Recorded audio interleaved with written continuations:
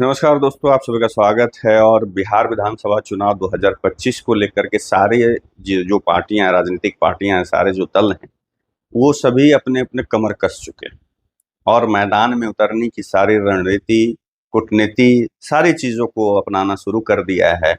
और इसी चीज को अगर एक खबर की माने तो जदयू यानी नीतीश कुमार जो हैं वो के फैक्टर पे काम कर रहे हैं, यानी कि के फॉर कुशवाहा, कुशवाहा जाति के फैक्टर पे काम कर रहे हैं। क्योंकि लोकसभा में अगर एनडीए को यहाँ पे सीटें ज्यादा नुकसान पहुंची है तो वो कुशवाहा जाति के वजह से ही पहुंची है।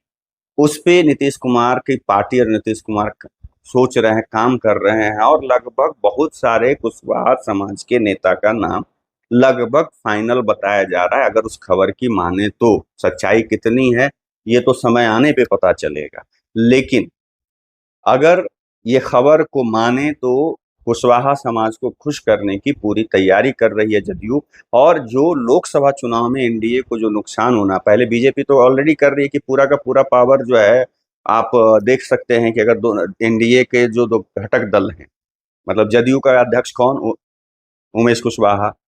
बीजेपी में सबसे ताकतवर नेता कौन, सम्राट चौधरी आज की तारीख में।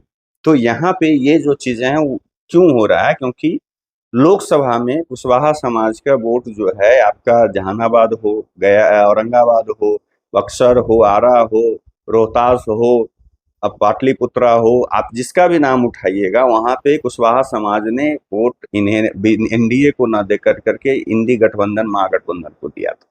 तो उस समाज को फिर से अपने तरफ करने के लिए, क्योंकि ये नीतीश जी का अपना वोट बैंक था के डबल के, मतलब कुशवाहा और कुर्मी जो वोटर्स थे उनका अपना वोट बैंक था। और उसमें पिछले लोकसभा में, मतलब 2024 के लोकसभा में महागठबंधन ने शहनाई कर दी थी।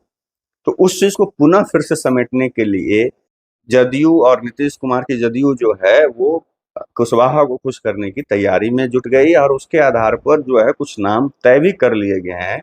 अब अगर इस पर चीज पर माने तो अगर कि ये जो रणनीति है कि जो सूत्रों के हवाले से, अब अलग बात है कि तेजस्वी यादव इसे कुछ और कहते हैं, कि इस बार जदयू जो है कुशवाहा समुदाय से 16 उम्मीदवार मैदान में उतारने की तैयारी में है।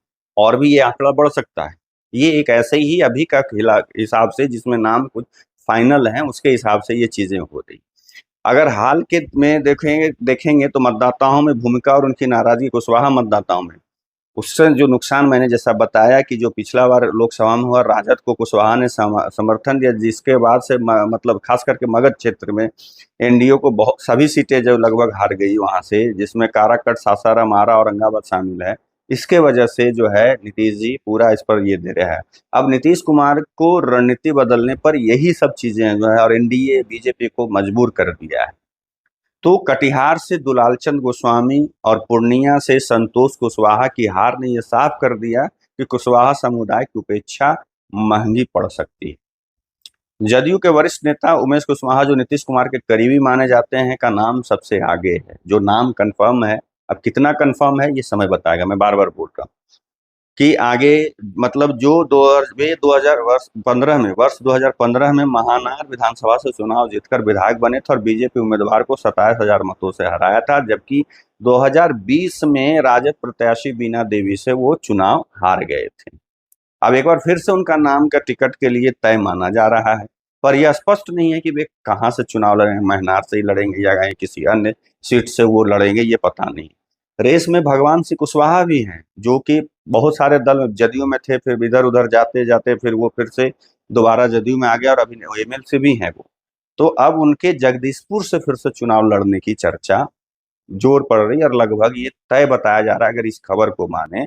वहीं जयंतराज कुशवाहा जो मंत्री हैं, सब मतलब नीतीश गवर्नमेंट में, उनका भी अमरपुर से वो विधायक है, उनकी भी जो है कंफर्म माना जा रहा है।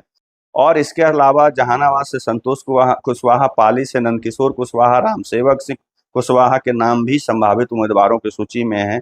तो ये देखा जाए कि जहां पे विपक्ष को मात देने के लिए जो गलती लोकसभा में क्या हुई नहीं हुई इन लोगों के अंदर में, उस समय जो कुशवाहा वोट बैंक जो इनसे नाराज हुए एनडीए से, खास करके वो जो राजद की तरफ गए, उसको फिर से अपने तरफ करने के लिए ये जदयू, नीतीश कुमार की और एनडीए की ये पूरे लोगों की रणनीति जो है, इस कास्ट पे, क्योंकि आप अगर मगध क्षेत्र में देखें तो मैंने अरवल और कुर्था विधानसभा का जो मैंने बनाया था वीडियो, उसमें आप देखें उन दोनों पे कुशवाहा समाज सबसे बड़ा जो है डिसाइडर फैक्टर होने वाला है, क्योंकि राजद को जो उनके वोट बैंक है वो तो रहने वाले ही हैं। सवर्ण समाज जो है, जिस तरीके से अभी राजद के लोग बयानबाजी कर रहे हैं तो उनका जाना तय है एनडीए की ओर। अब वहां पे कुशवाहा समाज बच गया, वो जिधर और झुकेगा उधर उसका वहां पे उन दोनों विधानसभा में जीत होगी। और मगध के अधिकतर क्षेत्रों में जहां पे भी इस तरह के, जहां पे कुशवाहा बहुल ये है, जहां पे डिसाइडर हैं, वहां पे ये फैक्टर होने वाला है कि जिधर कुशवाहा झुकेगा उधर वो विधायक बने। आप लोगों का क्या मानना है कमेंट करके जरूर बताइएगा। तब तक के लिए आप लोगों से विदा लेता हूँ, दूसरे वीडियो में मिलूंगा। नमस्कार।